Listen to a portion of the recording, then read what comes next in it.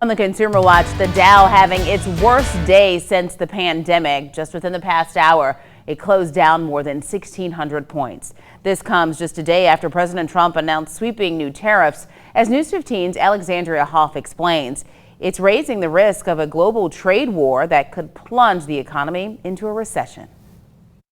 Markets plunging at home and overseas after President Trump announced tariffs on dozens of countries. The White House is urging patience, saying its plan will boost U.S. production and benefit Americans. I think it's going very well. It was an operation like when a patient gets operated on, and it's a big thing. But global leaders are less optimistic, and they're now scrambling to soften the blow to their economies. Negotiations on an economic prosperity deal, one that strengthens our existing trading relationship, they continue. A blanket 10% tariff is going into effect on Saturday, while a previously announced levy on auto imports went into effect overnight. Canada's Prime Minister says his country will copy that approach and impose a 25% tariff on all vehicles imported from the U.S. The President's actions will reverberate here in Canada and across the world. And on Capitol Hill, there's now a bipartisan effort to rein in President Trump's tariffs. Senators Chuck Grassley and Maria Cantwell have introduced a bill that would require the president to explain the reasoning and impacts